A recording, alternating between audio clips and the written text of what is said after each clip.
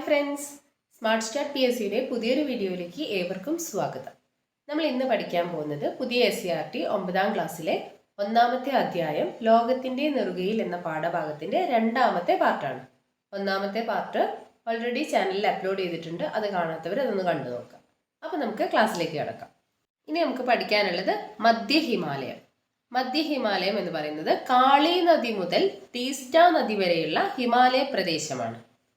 കാളി നദി മുതൽ തീസ്റ്റ നദി വരെയുള്ള ഹിമാലയ പ്രദേശമാണ് മധ്യ ഹിമാലയം.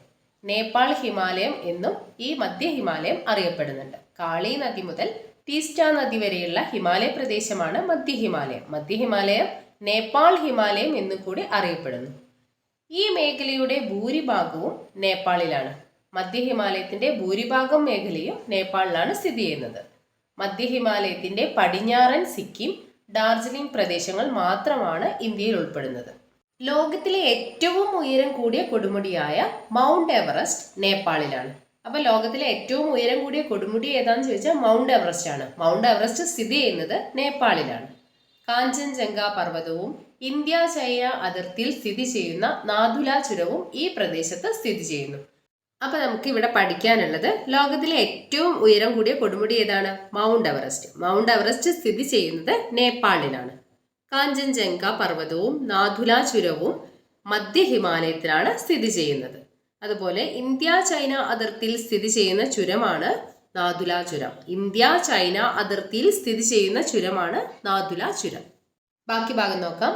കുതിച്ചൊഴുകുന്ന ടീസ്റ്റ നദിയും അതിൻ്റെ നദീതീര തട്ടുകളും സിക്കിം ഹിമാലയത്തിന്റെ സവിശേഷതകളാണ്.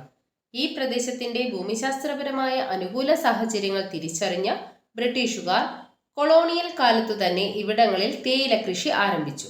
ഡാർജിലിംഗ് തേയില അന്താരാഷ്ട്ര തലത്തിൽ ഏറെ പ്രസിദ്ധമാണ്. അപ്പൊ നമ്മൾ എന്തൊക്കെ കാര്യങ്ങളാണ് മധ്യ ഹിമാലയത്തിൽ പഠിച്ചത്? കാളി നദി മുതൽ ടീസ്റ്റ നദി വരെയുള്ള ഹിമാലയ പ്രദേശമാണ് മധ്യ ഹിമാലയം എന്നറിയപ്പെടുന്നത്. മധ്യ ഹിമാലയത്തിന്റെ മറ്റൊരു പേരാണ് നേപ്പാൾ ഹിമാലയം. മധ്യ ഹിമാലയത്തിന്റെ ഭൂരിഭാഗം പ്രദേശങ്ങളും സ്ഥിതി ചെയ്യുന്നത് നേപ്പാളിലാണ്. അതുപോലെ ലോകത്തിലെ ഏറ്റവും ഉയരം കൂടിയ കൊടുമുടിയാണ് മൗണ്ട് എവറസ്റ്റ്. മൗണ്ട് എവറസ്റ്റ് സ്ഥിതി ചെയ്യുന്നതും നേപ്പാളിലാണ്. ഇന്ത്യ ചൈന അതിർത്തിയിൽ സ്ഥിതി ചെയ്യുന്ന ചുരമാണ് നാഥുല ചുരം. ഇനി നമ്മൾ പഠിക്കാൻ പോകുന്നത് കിഴക്കൻ ഹിമാലയത്തെ പറ്റിയാണ്. പടിഞ്ഞാറൻ ഹിമാലയത്തെ അപേക്ഷിച്ച് ഉയരം കുറഞ്ഞ മലനിരകളായ കിഴക്കൻ ഹിമാലയം ടീസ്റ്റ നദി മുതൽ കിഴക്ക് ബ്രഹ്മപുത്ര നദി വരെയാണ് കാണപ്പെടുന്നത്. അസം ഹിമാലയം എന്നും അറിയപ്പെടുന്ന ഈ മേഖലയിലെ പ്രധാന കൊടുമുടിയാണ് നംച ബർവ. നംച ബർവയുടെ ഉയരം 7756 മീറ്ററാണ്. ബ്രഹ്മപുത്ര, കാമങ്, ലോഹിത്, സുബൻസിരി എന്നിവയാണ് പ്രധാന നദികൾ. അരുണാചൽ പ്രദേശിനെ ടിബറ്റിലെ ലാസയുമായി ബന്ധിപ്പിക്കുന്ന ബോംഡില, മ്യാൻമാറുമായി ബന്ധിപ്പിക്കുന്ന ദിഫു തുടങ്ങിയവ പ്രധാന ചുരങ്ങളാണ്. അപ്പൊ കിഴക്കൻ ഹിമാലയത്തെ പറ്റി എന്തൊക്കെയാ പഠിച്ചത്? പടിഞ്ഞാറൻ ഹിമാലയത്തെ അപേക്ഷിച്ച് ഉയരം കുറഞ്ഞ മലനിരകളാണ് കിഴക്കൻ ഹിമാലയം. ടീസ്റ്റ നദി മുതൽ കിഴക്ക് ബ്രഹ്മപുത്ര നദി വരെയാണ് കിഴക്കൻ ഹിമാലയം കാണപ്പെടുന്നത്. കിഴക്കൻ ഹിമാലയത്തിന്റെ മറ്റൊരു പേരാണ് അസം ഹിമാലയം. കിഴക്കൻ ഹിമാലയത്തിലെ പ്രധാന കൊടുമുടിയാണ് നംച ബർവ. നംച ബർവയുടെ ഉയരം എത്രയാണ്? 7756 മീറ്ററാണ്. കിഴക്കൻ ഹിമാലയത്തിലെ പ്രധാന നദികളാണ് ബ്രഹ്മപുത്ര, കാമങ്, ലോഹിത്, സുബൻസിരി. ഇവിടെയുള്ള പ്രധാന ചുരങ്ങളാണ് ബോംഡില ചുരവും ദിഫു ചുരവും. ബോംഡില ചുരം ബന്ധിപ്പിക്കുന്ന സ്ഥലങ്ങളാണ് അരുണാചൽ പ്രദേശിനെയും ലാസ. അരുണാചൽ പ്രദേശിനെയും ലാസ, ടിബറ്റിലെ ലാസയെയും തമ്മിൽ ബന്ധിപ്പിക്കുന്ന ചുരമാണ് ബോംഡില ചുരം. അതുപോലെ അരുണാചൽ പ്രദേശിനെയും മ്യാൻമാറിനെയും തമ്മിൽ ബന്ധിപ്പിക്കുന്ന ചുരമാണ് ദിഫു ചുരം. ഒന്നുകൂടെ പറയാം. അരുണാചൽ പ്രദേശിനെയും ടിബറ്റിലെ ലാസയും തമ്മിൽ ബന്ധിപ്പിക്കുന്ന ചുരമാണ് ബോംഡില ചുരം. അരുണാചൽ പ്രദേശിനെയും മ്യാൻമാറിനെയും തമ്മിൽ ബന്ധിപ്പിക്കുന്ന ചുരമാണ് ദിഫു ചുരം. ഇനി നമ്മൾ പഠിക്കാൻ പോകുന്നത് പൂർവാചൽ കുന്നുകൾ. ബ്രഹ്മപുത്ര താഴ്വരയ്ക്ക് കിഴക്ക് ഹിമാലയ പർവ്വതം, വടക്ക് തെക്ക് ദിശയിൽ അരുണാചൽ പ്രദേശ് മുതൽ മിസോറാം വരെ താരതമ്യേന ഉയരം കുറഞ്ഞ കുന്നുകളായാണ് കാണപ്പെടുന്നത്. സമുദ്രനിരപ്പിൽ നിന്നും 500 മുതൽ 3000 മീറ്റർ വരെ ഉയരമുള്ള ഈ കുന്നുകൾ പൂർവാചൽ കുന്നുകൾ എന്നറിയപ്പെടുന്നു. പട്കായ്ബു, നാഗ കുന്നുകൾ, മീസോ കുന്നുകൾ, മണിപ്പൂർ കുന്നുകൾ എന്നിവയാണ് ഇതിൽ പ്രധാനപ്പെട്ടവ. ലോകത്തിൽ ഏറ്റവും കൂടുതൽ മഴ ലഭിക്കുന്ന ചിറാപുഞ്ചി, മൗസിൻഡ്ര എന്നീ പ്രദേശങ്ങളും ഇവിടെയാണ് സ്ഥിതി ചെയ്യുന്നത്. ഒന്നുകൂടെ പറയാം. ഹിമാലയ പർവ്വതത്തിന്റെ വടക്ക് തെക്ക് ദിശയിൽ അരുണാചൽ പ്രദേശ് മുതൽ മിസോറാം വരെ കാണപ്പെടുന്ന കുന്നുകളാണ് പൂർവാചൽ കുന്നുകൾ. ഈ കുന്നുകളുടെ പ്രത്യേകത എന്ന് പറയുന്നത് താരതമ്യേന ഉയരം കുറഞ്ഞ കുന്നുകളാണ്. സമുദ്രനിരപ്പിൽ നിന്ന് പൂർവാചൽ കുന്നുകളുടെ ഉയരം 500 മുതൽ 3000 മീറ്റർ വരെയാണ്. ഇവിടെയുള്ള പ്രധാന കുന്നുകളാണ് പട്കായ് ബൂം, നാഗ കുന്നുകൾ, മീസോ കുന്നുകൾ, മണിപ്പൂർ കുന്നുകൾ. ലോകത്തിലെ ഏറ്റവും കൂടുതൽ മഴ ലഭിക്കുന്ന പ്രദേശങ്ങളും ഇവിടെയാണ്. ലോകത്തിലെ ഏറ്റവും കൂടുതൽ മഴ ലഭിക്കുന്ന പ്രദേശങ്ങളാണ് ചിറാപുഞ്ചി, മൗസിൻഡ്രാം. ഇതും പൂർവാചൽ കുന്നുകളിലാണ്. അടുത്ത നമ്മൾ പഠിക്കുന്നത് കേബിൾ ലംജാവോ, ചലിക്കുന്ന ദേശീയോദ്യാനം. വടക്കുകിഴക്കൻ ഇന്ത്യയിലെ ഏറ്റവും വലിയ ശുദ്ധജല തടാകമായ ലോക്തക്കിലാണ് കേബിൾ ലംജാവോ ദേശീയോദ്യാനം. തടാകത്തിൽ പൊങ്ങിക്കിടക്കുന്ന സസ്യാവശിഷ്ടങ്ങളും മണ്ണും ചേർന്ന് രൂപപ്പെടുന്ന തുരുത്തുകളാണ് പുംടി. സസ്യങ്ങളും ചെറുജീവികളും പക്ഷികളും അടങ്ങുന്ന തനത് ആവാസ വ്യവസ്ഥയായ ലോക്തക് തടാകത്തിലെ പുംടികൾ ചേർന്നതാണ് കേബിൾ ലംജാവോ ദേശീയോദ്യാനം. തണ്ണീർത്തട സംരക്ഷണത്തിനായുള്ള റാംസർ പട്ടികയിൽ ഉൾപ്പെടുന്ന ഇടം കൂടിയാണ് ഇത്. ചലിക്കുന്ന ദേശീയോദ്യാനം എന്നറിയപ്പെടുന്നത് കേബിൾ ലംജാവോ. ചലിക്കുന്ന ദേശീയോദ്യാനം എന്നറിയപ്പെടുന്നത് കേബിൾ ലംജാവോ. വടക്കുകിഴക്കൻ ഇന്ത്യയിലെ ഏറ്റവും വലിയ ശുദ്ധജല തടാകമാണ് മണിപ്പൂരിലെ ലോക്തക് തടാകം. വടക്കുകിഴക്കൻ ഇന്ത്യയിലെ ഏറ്റവും വലിയ ശുദ്ധജല തടാകമാണ് ലോക്തക് തടാകം. ചലിക്കുന്ന ദേശീയോദ്യാനം എന്നറിയപ്പെടുന്നത് കേബിൾ ലംജാവോ. ലോക്തക് തടാകത്തിൽ സ്ഥിതി ചെയ്യുന്ന ദേശീയോദ്യാനമാണ് കേബിൾ ലംജാവോ. ലോക്തക് തടാകത്തിൽ സ്ഥിതി ചെയ്യുന്ന ദേശീയോദ്യാനമാണ് കേബിൾ ലംജാവോ. തടാകത്തിൽ പൊങ്ങിക്കിടക്കുന്ന സസ്യാവശിഷ്ടങ്ങളും മണ്ണും ചേർന്ന് രൂപപ്പെടുന്ന തുരുത്തുകൾ അറിയപ്പെടുന്നത് പുംടി എന്നാണ്. തടാകത്തിൽ പൊങ്ങിക്കിടക്കുന്ന സസ്യാവശിഷ്ടങ്ങളും മണ്ണും ഒക്കെ ചേർന്ന് രൂപപ്പെടുന്ന തുരുത്തുകളാണ് പുംടി. അടുത്തത് കാലാവസ്ഥ. ഇന്ത്യയുടെ വടക്കൻ അതിരായ ഹിമാലയ പർവ്വതവും തുടർ പർവ്വതങ്ങളും ചേർന്ന് ഇന്ത്യൻ ഭൂഖണ്ഡത്തിനും മധ്യേഷ്യയ്ക്കുമിടയിൽ ഒരു കാലാവസ്ഥാ വിഭാജകം തീർക്കുന്നു. ഹിമാലയ പർവ്വത പ്രദേശങ്ങളിലെ കാലാവസ്ഥ അതത് പ്രദേശത്തിന്റെ ഉയരത്തിനും ഭൂപ്രകൃതിക്കും അനുസരിച്ച് വ്യത്യാസപ്പെട്ടിരിക്കുന്നു. താരതമ്യേന ഉയരം കുറഞ്ഞ പർവ്വത ചെരുവുകളിലും സിവാലിക് മലയടിവാരങ്ങളിലും മിതോഷ്ണ കാലാവസ്ഥയായിരിക്കും. എന്നാൽ ഉയരം കൂടിയ പർവ്വത ഭാഗങ്ങളിൽ കുറഞ്ഞ താപനിലയും ശൈത്യ കാലാവസ്ഥയുമായിരിക്കും അനുഭവപ്പെടുന്നത്. ഉയർന്ന പർവ്വത ഭാഗങ്ങളിലും ലഡാക്ക് മേഖലയിലും ധ്രുവസമാനമായ തീവ്ര ശൈത്യ കാലാവസ്ഥ അനുഭവപ്പെടുന്നു. അപ്പോൾ ഇവിടെ നമുക്ക് പഠിക്കാനുള്ളത് താരതമ്യേന ഉയരം കുറഞ്ഞ പർവ്വത ചെരുവുകളിലും സിവാലിക് മലയടിവാരങ്ങളിലും അനുഭവപ്പെടുന്ന കാലാവസ്ഥ മിതോഷ്ണ കാലാവസ്ഥയാണ്. ഉയരം കുറഞ്ഞ പർവ്വത ചെരുവുകളിലും സിവാലിക് മലയടിവാരങ്ങളിലും അനുഭവപ്പെടുന്ന കാലാവസ്ഥയാണ് മിതോഷ്ണ കാലാവസ്ഥ. ഉയരം കൂടിയ പർവ്വത ഭാഗങ്ങളിൽ കുറഞ്ഞ താപനിലയും ശൈത്യ കാലാവസ്ഥയുമായിരിക്കും അനുഭവപ്പെടുന്നത്. ഉയർന്ന പർവ്വത ഭാഗങ്ങളിലും ലഡാക്ക് മേഖലയിലും അനുഭവപ്പെടുന്ന കാലാവസ്ഥ ഏതാണ്? ധ്രുവസമാനമായിട്ടുള്ള തീവ്ര ശൈത്യ കാലാവസ്ഥയാണ് ഉയർന്ന പർവ്വത ഭാഗങ്ങളിലും ലഡാക്ക് മേഖലയിലും അനുഭവപ്പെടുന്നത്. ബാക്കി ഭാഗം നോക്കാം. സിവാലിക് മലനിരകളുടെ തെക്കൻ ചെരുവുകളിലും വടക്കുകിഴക്കൻ ഇന്ത്യയിലും തെക്കു പടിഞ്ഞാറൻ മൺസൂൺ മഴ ലഭിക്കുന്നു. പർവ്വതങ്ങളുടെ ഉയരമേറിയ ഭാഗങ്ങളിൽ മഞ്ഞുവീഴ്ച സാധാരണമാണ്. ബംഗാൾ ഉൾക്കടലിൽ നിന്ന് വീശുന്ന മൺസൂൺ കാറ്റുകൾ അസം ഹിമാലയത്തിനും പൂർവാചൽ കുന്നുകൾക്കുമിടയിലെത്തുമ്പോൾ ഏറെക്കുറെ മുഴുവൻ നീരാവിയും ഈ പ്രദേശത്ത് പെയ്തൊഴിയുന്നു. അതിനാൽ വടക്കുകിഴക്കൻ ഇന്ത്യയിൽ, പ്രത്യേകിച്ച് മേഘാലയ പീഠഭൂമിയിൽ ഉയർന്ന തോതിൽ മഴ ലഭിക്കുന്നു. അപ്പോൾ ഇവിടെ കാലാവസ്ഥയിൽ നമ്മൾ എന്തൊക്കെയാണ് പഠിച്ചത്? താരതമ്യേന ഉയരം കുറഞ്ഞ പർവ്വത ചെരുവുകളിലും സിവാലിക് മലയടിവാരങ്ങളിലൊക്കെ അനുഭവപ്പെടുന്ന കാലാവസ്ഥ മിതോഷ്ണ കാലാവസ്ഥയാണ്. ഉയരം കൂടിയ പർവ്വത ഭാഗങ്ങളിൽ കുറഞ്ഞ താപനിലയും ശൈത്യ കാലാവസ്ഥയുമായിരിക്കും അനുഭവപ്പെടുന്നത്. എന്നാൽ ഉയർന്ന പർവ്വത ഭാഗങ്ങളിലും ലഡാക്ക് മേഖലകളിലും അനുഭവപ്പെടുന്ന കാലാവസ്ഥ ധ്രുവസമാനമായ തീവ്ര ശൈത്യ കാലാവസ്ഥയാണ്. സിവാലിക് മലനിരകളുടെ തെക്കൻ ചെരുവുകളിലും വടക്കുകിഴക്കൻ ഇന്ത്യയിലും ലഭിക്കുന്ന മഴയാണ് തെക്കു പടിഞ്ഞാറൻ മൺസൂൺ മഴ. പർവ്വതങ്ങളുടെ ഉയരമേറിയ ഭാഗങ്ങളിൽ മഞ്ഞുവീഴ്ച സാധാരണമാണ്. ബംഗാൾ ഉൾക്കടലിൽ നിന്ന് വീശുന്ന മൺസൂൺ കാറ്റുകൾ അസം ഹിമാലയത്തിനും പൂർവാചൽ കുന്നുകൾക്കുമിടയിലെത്തുകയും വടക്കുകിഴക്കൻ ഇന്ത്യയിൽ മേഘാലയ പീഠഭൂമിയിൽ ഉയർന്ന തോതിൽ മഴ ലഭിക്കാൻ കാരണമാവുകയും ചെയ്യുന്നു. ഇനി നമ്മൾ പഠിക്കാൻ പോകുന്നത് വെള്ളച്ചാട്ടം. നദിയുടെ ഒഴുക്കിനിടയിൽ ഉയരത്തിൽ നിന്നും നദീജലം കുത്തനെ താഴോട്ട് പതിക്കുന്നതാണ് വെള്ളച്ചാട്ടം.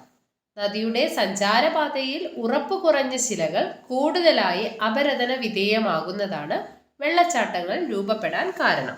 അപ്പൊ എന്താണ് വെള്ളച്ചാട്ടം? നദിയുടെ ഒഴുക്കിനിടയിൽ ഉയരത്തിൽ നിന്നും നദീജലം കുത്തനെ താഴോട്ട് പതിക്കുന്നതാണ് വെള്ളച്ചാട്ടം.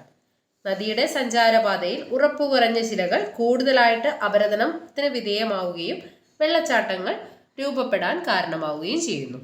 അടുത്തത് വി രൂപ താഴ്വര.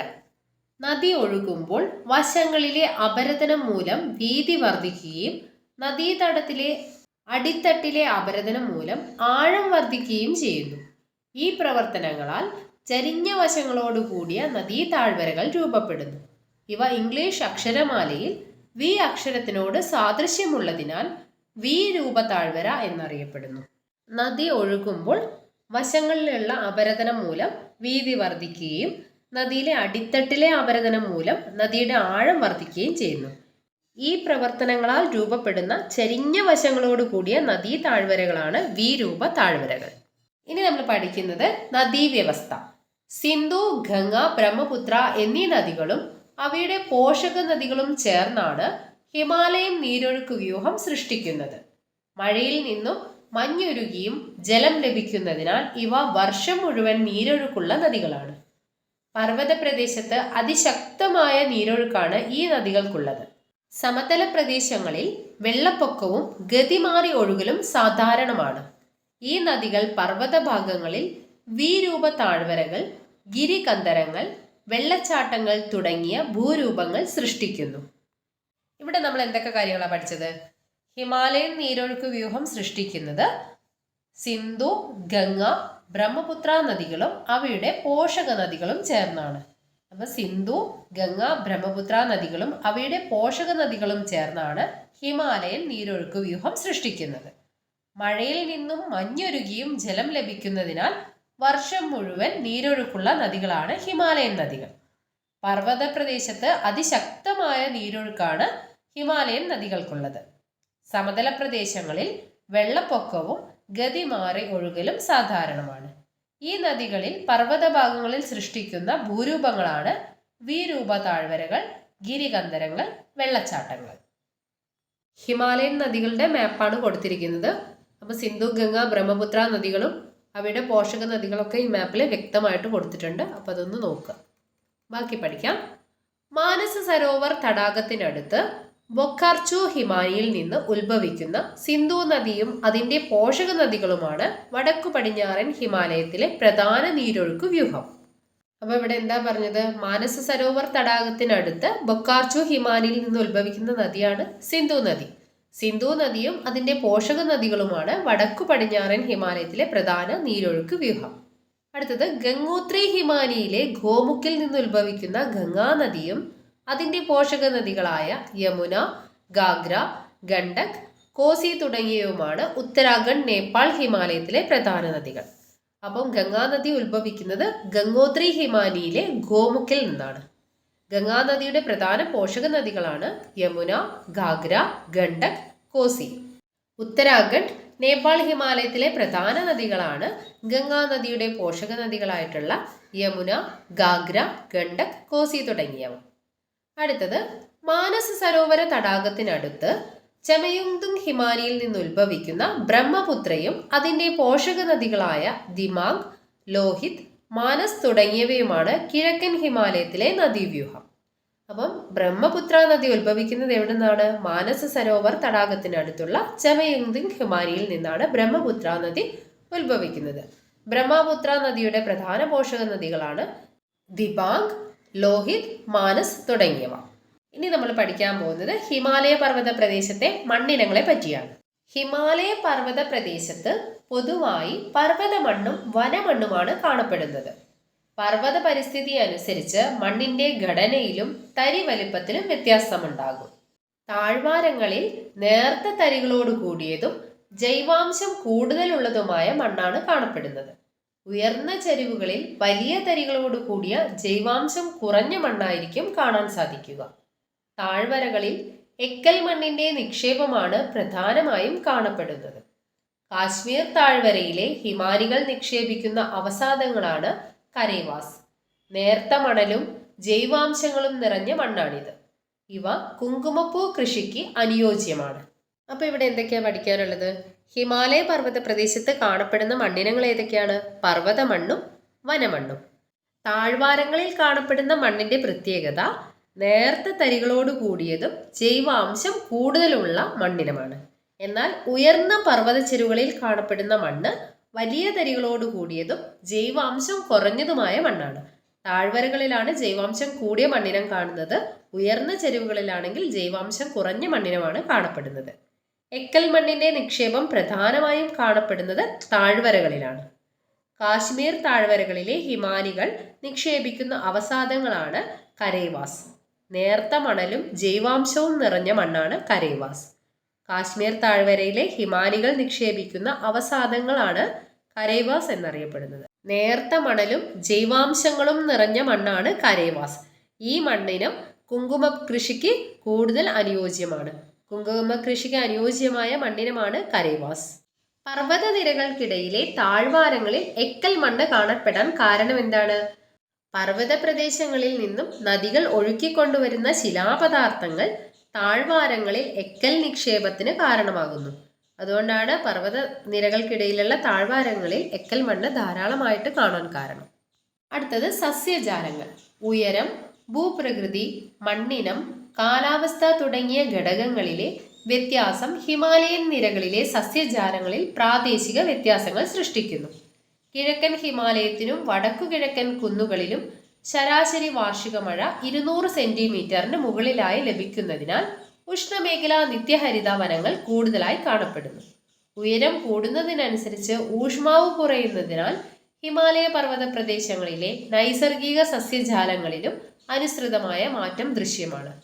ഉയരത്തിനനുസരിച്ച് നിത്യഹരിത വനങ്ങൾ മുതൽ ശൈത്യമേഖലാ സസ്യജാലങ്ങളായ തുന്ദ്ര വരെയുള്ള സസ്യജാലങ്ങളുടെ തുടർച്ച ഇവിടെ കാണാനാകും. താഴ്വരകളിലും ഉയരം കുറഞ്ഞ പർവ്വത ചെരുവുകളിലും അർദ്ധനിത്യഹരിത വനങ്ങളും ഇലപൊഴിയും വനങ്ങളും കാണപ്പെടുന്നു. 1000 മുതൽ 2000 മീറ്റർ വരെ ഉയരത്തിൽ ആർദ്ധമിതോഷ്ണ വനങ്ങൾ കാണാം. പൈൻ, ദേവദാരു തുടങ്ങിയ സ്തൂപികാഗ്ര വൃക്ഷങ്ങൾ പർവ്വത ചെരുവുകളിൽ കൂടുതലായി വളരുന്നു. പ്രദേശത്തിന്റെ ഉയരം കൂടുന്നതിനനുസരിച്ച് ഉയരം കുറഞ്ഞ സസ്യങ്ങളായ ജൂനിപ്പർ, റോഡോഡെൻഡ്രോൺ എന്നിവയും ഏറ്റവും ഉയർന്ന പ്രദേശങ്ങളിൽ ആൽപൈൻ പുൽമേടുകളും കാണാം. അപ്പം നമ്മളിവിടെ എന്തൊക്കെ കാര്യങ്ങളാണ് പഠിച്ചത്? ഹിമാലയൻ നിരകളിലെ സസ്യജാലങ്ങളിൽ പ്രാദേശിക വ്യത്യാസങ്ങൾ സൃഷ്ടിക്കുന്ന ഘടകങ്ങളാണ് ഉയരം, ഭൂപ്രകൃതി, മണ്ണിനം, കാലാവസ്ഥ. കിഴക്കൻ ഹിമാലയത്തിനും വടക്കു കിഴക്കൻ കുന്നുകളിലുമുള്ള ശരാശരി വാർഷിക മഴ 200 സെന്റിമീറ്ററിന് മുകളിലായിരിക്കും. ഈ പ്രദേശങ്ങളിൽ ഉഷ്ണമേഖലാ നിത്യഹരിത വനങ്ങൾ കൂടുതലായി കാണപ്പെടുന്നു. ഉയരം കൂടുന്നതിനനുസരിച്ച് ഊഷ്മാവ് കുറയുകയാണ് ചെയ്യുന്നത്. ഉയരത്തിനനുസരിച്ച് നിത്യഹരിത വനങ്ങൾ മുതൽ ശൈത്യമേഖലാ സസ്യജാലങ്ങളായ തുന്ദ്ര വരെയുള്ള സസ്യജാലങ്ങൾ ഇവിടെ ഹിമാലയൻ നിരകളിൽ കാണാനാവും. അർദ്ധനിത്യഹരിത വനങ്ങളും ഇലപൊഴിയും വനങ്ങളൊക്കെ കാണപ്പെടുന്നത് എവിടെയാണ്? താഴ്വരകളിലും ഉയരം കുറഞ്ഞ പർവ്വത ചെരുവുകളിലാണ്.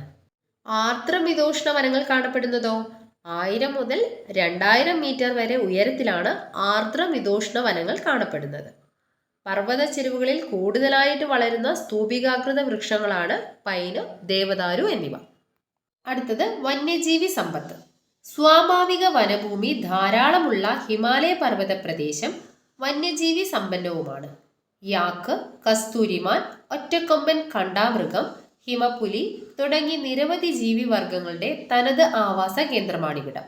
ജൈവമണ്ഡല റിസർവുകൾ, ദേശീയോദ്യാനങ്ങൾ, വന്യജീവി സങ്കേതങ്ങൾ തുടങ്ങിയവയെല്ലാം വന്യജീവി സമ്പത്തിന്റെ സംരക്ഷണമാണ് ലക്ഷ്യം വയ്ക്കുന്നത്. ഇവിടെ നമുക്ക് പഠിക്കാനുള്ള പ്രധാനപ്പെട്ട ഭാഗമാണ് പടിഞ്ഞാറൻ ഹിമാലയത്തിലെയും കിഴക്കൻ ഹിമാലയത്തിലെയും പ്രധാന ദേശീയോദ്യാനങ്ങൾ.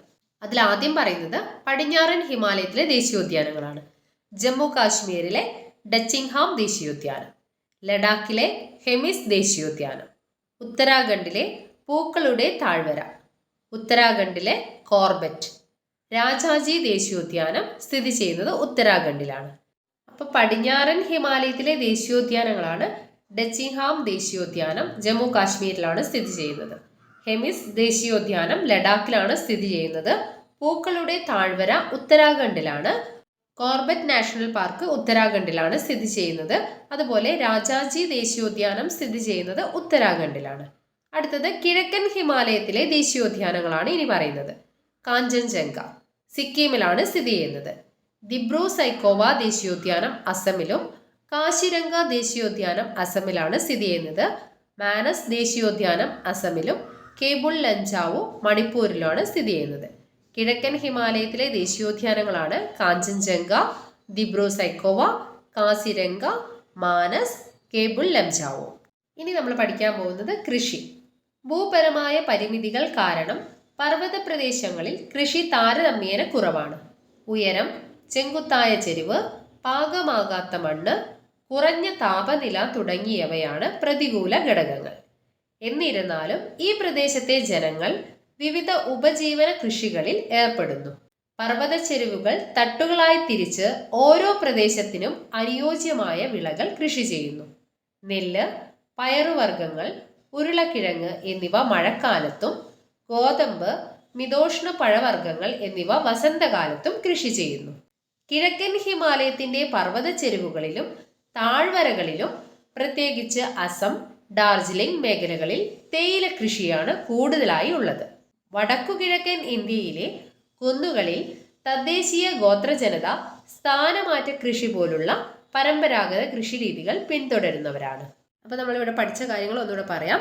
പർവ്വത പ്രദേശങ്ങളിൽ കൃഷി ചെയ്യുന്നതിനുള്ള പ്രതികൂല ഘടകങ്ങളാണ് ഉയരം, ചെങ്കുത്തായ ചെരിവ്, പാകമാകാത്ത മണ്ണ്, കുറഞ്ഞ താപനില. ഇവിടുത്തെ മഴക്കാല കൃഷി വിളകളാണ് നെല്ല്, പയറുവർഗ്ഗങ്ങൾ, ഉരുളക്കിഴങ്ങ്. വസന്തകാല കൃഷിവിളകളാണ് ഗോതമ്പ്, മിതോഷ്ണ പഴവർഗ്ഗങ്ങൾ. കിഴക്കൻ ഹിമാലയത്തിന്റെ പർവ്വത ചെരുവുകളിലും താഴ്വാരങ്ങളിലും അസം, ഡാർജിലിംഗ് മേഖലകളിലും കൂടുതലായിട്ട് കൃഷി ചെയ്യുന്നത് തേയിലയാണ്.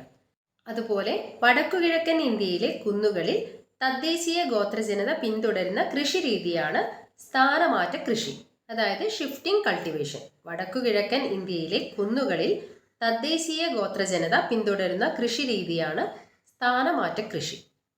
ഇനി പഠിക്കാനുള്ളത് മൃഗപരിപാലനം. ഹിമാലയ പർവ്വത പ്രദേശങ്ങളിലെ ജനങ്ങളുടെ ഒരു പ്രധാന ജീവിതമാർഗമാണ് മൃഗപരിപാലനം. പ്രദേശത്തിന്റെ ഉയരക്രമം അനുസരിച്ച് കാലാവസ്ഥയിൽ മാറ്റം വരുന്നതിനാൽ വളർത്തുമൃഗങ്ങളുടെ ഇനത്തിലും മാറ്റം വരുന്നു. താഴ്വാരങ്ങളിൽ ആട്, പശു തുടങ്ങിയ മൃഗങ്ങളും ഉയരം കൂടിയ പർവ്വത ഭാഗങ്ങളിൽ ചെമ്മരിയാട്, കുതിര തുടങ്ങിയവയും ശൈത്യമേഖലയായ ഹിമാചൽ, ലഡാക്ക് ഭാഗങ്ങളിൽ തണുപ്പിനെ അതിജീവിക്കാൻ ശേഷിയുള്ള യാക്ക് പോലെയുള്ള മൃഗങ്ങളെയും വളർത്തുന്നു. പടിഞ്ഞാറൻ ഹിമാലയത്തിലെ പർവ്വത പുൽമേടുകളിൽ മൃഗപരിപാലനം നടത്തുന്ന ഇടയ ജനവിഭാഗമാണ് ഗുജ്ജർ. ഇവിടെ ഓർത്തു വെക്കാനുള്ള ഒരു പോയിന്റ് എന്ന് പറയുന്നത് പടിഞ്ഞാറൻ ഹിമാലയത്തിലെ പർവ്വത പുൽമേടുകളിൽ മൃഗപരിപാലനം നടത്തുന്ന ഇടയ ജനവിഭാഗമാണ് ഗുജ്ജർ. ഇനി ടൂറിസം ആണ് പഠിക്കാനുള്ളത്. ഭൂപ്രകൃതി സവിശേഷതകൾ അനുകൂലമായതിനാൽ ഹിമാലയ പ്രദേശങ്ങൾ വിനോദസഞ്ചാരത്തിന് ഏറെ സാധ്യതയുള്ള ഒരു വരുമാനദായക മേഖലയായി മാറിയിട്ടുണ്ട്. തീർത്ഥാടനവുമായി ബന്ധപ്പെട്ട യാത്രകളാണ് ഈ മേഖലയിലെ ടൂറിസം വികസനത്തിന് തുടക്കമിട്ടത്. കൈലാസം, മാനസ സരോവരം, അമർനാഥ്, ഹേമകുണ്ട് സാഹിബ് തുടങ്ങിയ നിരവധി തീർത്ഥാടന കേന്ദ്രങ്ങൾ ഹിമാലയ പർവ്വത ഭാഗങ്ങളിലുണ്ട്. നൂറ്റാണ്ടുകൾക്ക് മുൻപ് തന്നെ ഇവിടങ്ങളിലേക്ക് സഞ്ചാരികൾ എത്തിയിരുന്നു. 19-ാം നൂറ്റാണ്ടിൽ ബ്രിട്ടീഷുകാർ ഹിമാലയ പർവ്വത പ്രദേശങ്ങളിലെ അനുകൂല കാലാവസ്ഥ തിരിച്ചറിഞ്ഞ് ഇവിടങ്ങളിൽ സുഖവാസ കേന്ദ്രങ്ങൾ വികസിപ്പിച്ചതോടെയാണ് ടൂറിസം വികസനത്തിന്റെ രണ്ടാം ഘട്ടം ആരംഭിക്കുന്നത്. ഷിംല, ഡാർജിലിംഗ്, ഷില്ലോങ്, അൽമോറ, റാണിക്കേറ്റ്, മുസോറി, നൈനിറ്റാൾ തുടങ്ങിയ റിസോർട്ട് പട്ടണങ്ങൾ ഇന്നും പ്രധാന ടൂറിസ്റ്റ് കേന്ദ്രങ്ങളാണ്. ഹിമാലയ പർവ്വത ഭാഗങ്ങളിലുള്ള പ്രധാന തീർത്ഥാടന കേന്ദ്രങ്ങളാണ് കൈലാസം, മാനസ സരോവരം, അമർനാഥ്, ഹേമകുണ്ട് സാഹിബ്. 19-ാം നൂറ്റാണ്ടിൽ ബ്രിട്ടീഷുകാർ ഹിമാലയ പർവ്വത പ്രദേശങ്ങളിലെ അനുകൂല കാലാവസ്ഥ തിരിച്ചറിഞ്ഞ് ഇവിടങ്ങളിൽ സുഖവാസ കേന്ദ്രങ്ങൾ വികസിപ്പിച്ചതോടെയാണ് ടൂറിസം വികസനത്തിന്റെ രണ്ടാം ഘട്ടം ആരംഭിച്ചത് എന്ന് പറഞ്ഞു. ഹിമാലയ മേഖലയിലെ പ്രധാന സുഖവാസ കേന്ദ്രങ്ങളാണ് ഇനി പറയുന്നത്. കാശ്മീരിലുള്ള സുഖവാസ കേന്ദ്രങ്ങളാണ് ശ്രീനഗർ, പഹൽഗാം, ഗുൽമർഗ്, ലേ. ഹിമാചൽ പ്രദേശിലെ സുഖവാസ കേന്ദ്രങ്ങളാണ് ഡൽഹൌസി, ധർമ്മശാല, കുളു, മണാലി, ഷിംല. ഉത്തരാഖണ്ഡിലെ സുഖവാസ കേന്ദ്രങ്ങളാണ് മസൂറി, നൈനിത്താൽ, അൽമോറ. പശ്ചിമ ബംഗാളിലെ സുഖവാസ കേന്ദ്രങ്ങളാണ് ഡാർജിലിംഗ്, കലിംപോങ്. മേഘാലയയിലെ സുഖവാസ കേന്ദ്രങ്ങളാണ് ഷില്ലോങ്, ചിറാപുഞ്ചി, മൗസിൻറാം. സിക്കിമിലെ സുഖവാസ കേന്ദ്രങ്ങളാണ് ഗാംഗ്ടോങ്, യംതാങ് താഴ്വര, നാഥുല പാസ്. ബാക്കി ഭാഗം നോക്കാം. 1953 മെയ് 29 ഷെർപ്പ ടെൻസിംഗ് നോർഗെയും എഡ്മണ്ട് ഹിലാരിയും എവറസ്റ്റ് കൊടുമുടി കീഴടക്കിയതിനു ശേഷമാണ് ടൂറിസം വികസനത്തിന്റെ മൂന്നാം ഘട്ടമായ ആധുനിക ടൂറിസം സാധ്യതകൾ ഹിമാലയ പ്രദേശത്ത് വികസിച്ചത്.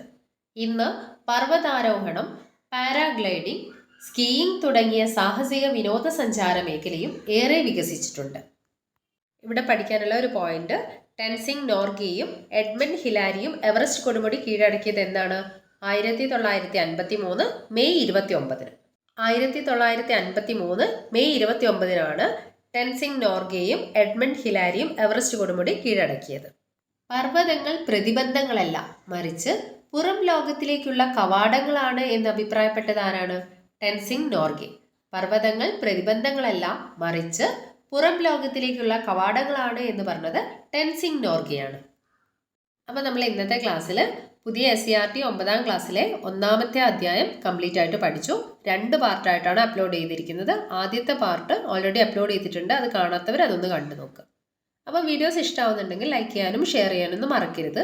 അതുപോലെ ചാനൽ ആദ്യമായിട്ട് കാണുന്നവരാണെങ്കിൽ ചാനൽ ഒന്ന് സബ്സ്ക്രൈബ് ചെയ്ത് സപ്പോർട്ട് ചെയ്യാം. Thank you for watching.